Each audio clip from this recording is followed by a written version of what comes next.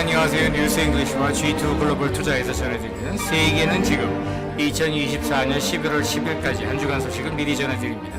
오늘이죠. 화요일에 미국 대통령 선거가 치러집니다.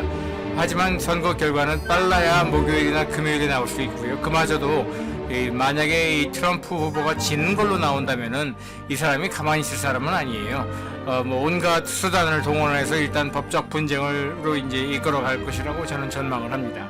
그 밖에 이제 미국 중앙은행과 영국 중앙은행이 목요일에 통화 정책을 이제 발표를 하고 금리 인하를 미국과 영국 둘 다 금리 인하를 단행할 것으로 저는 전망을 하고 있습니다.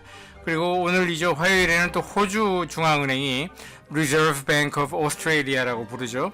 그 RBA라는 호주 중앙은행이 통화 정책과 금리 인하를 발표할 것으로 보이고요.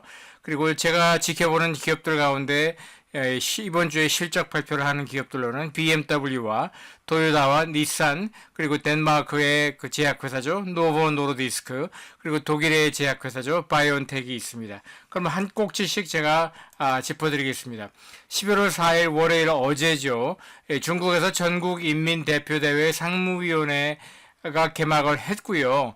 이번 주 11월 8일쯤 돼서는 구체적으로 재정 확대를 얼마나 큰 규모로 할지 정책을 발표를 할 것으로 보이는데, 지금 2008년 글로벌 금융위기 때는 당시에 중국 정부가 무려 4조 위안에 달하는 규모의 그 재정 확대를 발표를 했는데, 이번에는 많으면은 3조 원, 적게는 2조 원가량 재정 확대를 발표할 것으로 보입니다.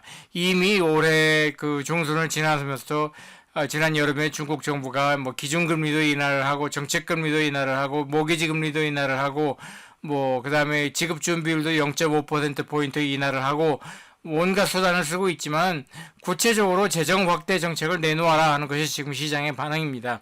지금 오늘 화요일 11월 4일 화요일 11월 5일이죠. 화요일 증권시장을 보니까 중국 관련 주식시장이 지금 크게 오르고 있습니다.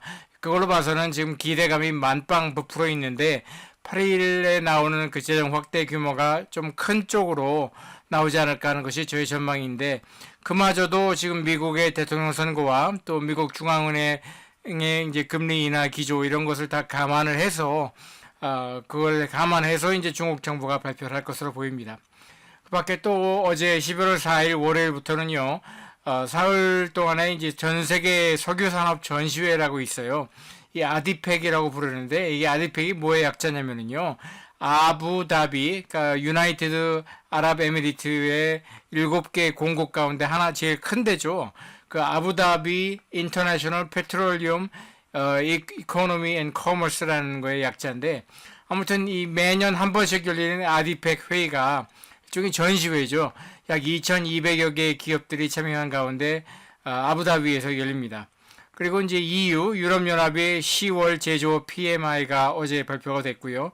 실적 발표를 한 회사로는 바이오엔텍과 유럽의 그 저가 항공사죠. 라이언에어가 있습니다. 자, 오늘 11월 5일 화요일에는요, 드디어 미국 대통령 선거일이고요.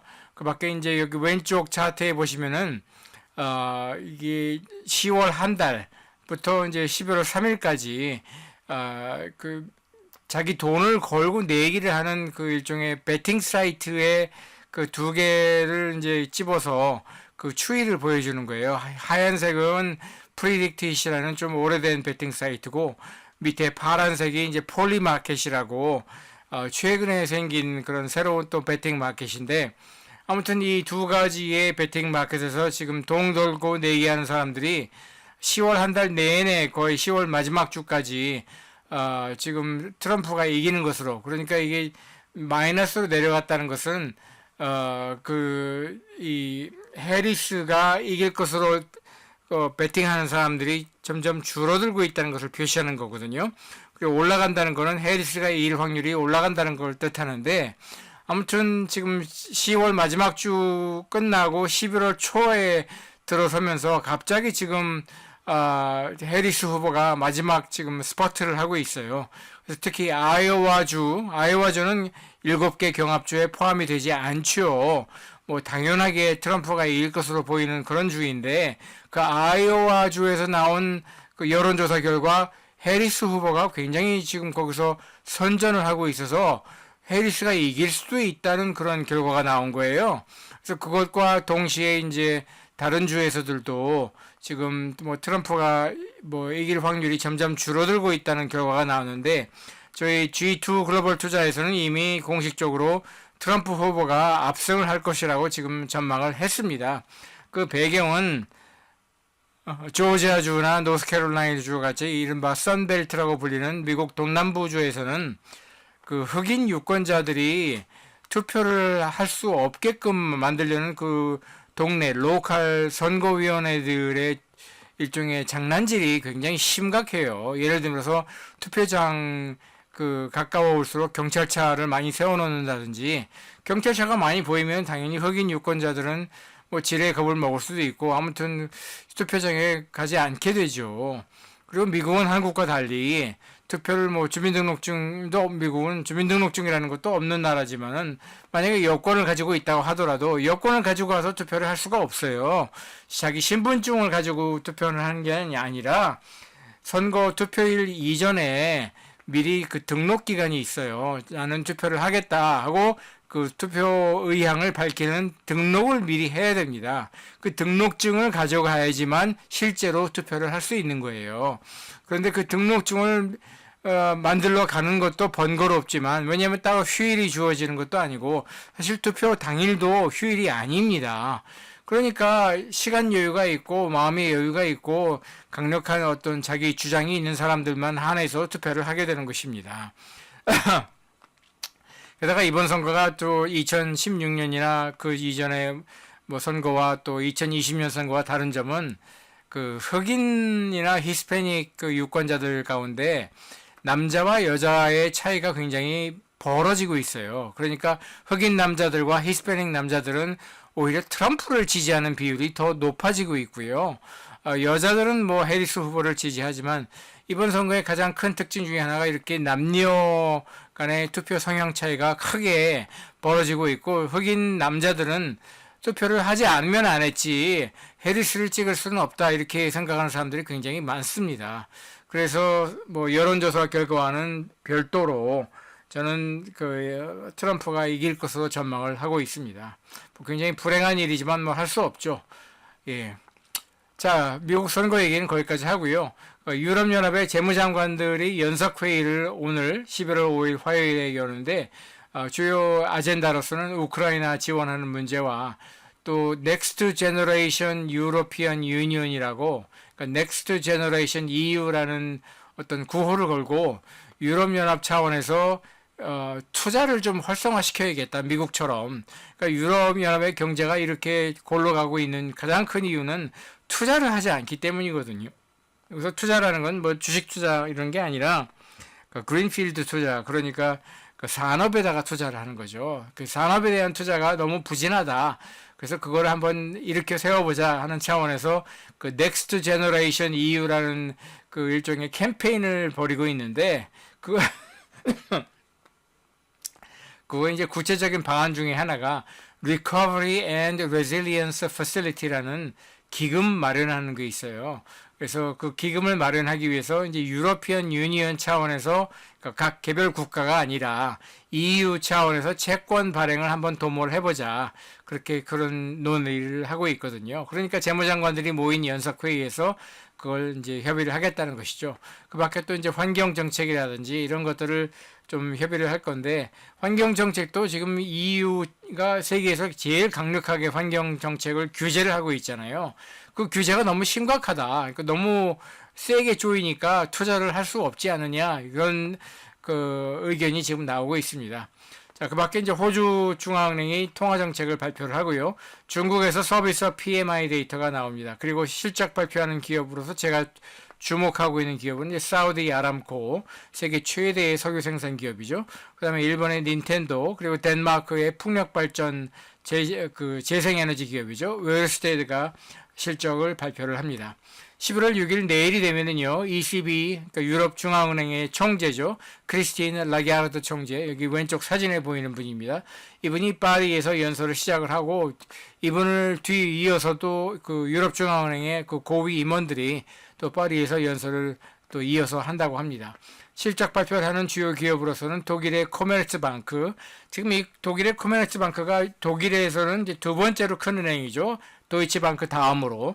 그런데 이제 이탈리아의 유니크레딧이라는 이탈리아 은행이 이 코메르츠방크를 인수를 하겠다고 지금 나섰어요. 왜냐하면 독일 경제가 굉장히 어렵고 그에 따라서 독일 은행들도 굉장히 어렵거든요. 그러니까 이번 기회를 놓치지 않고 그 이탈리아 은행이 독일 은행을 집어삼키겠다고 지금 나서고 있는데, 물론 독일 은행이나 독일 은행의 주주들은 뭐 결사 반대를 하고 있죠. 그 다음에 이제 BMW도 실적을 발표를 하고요.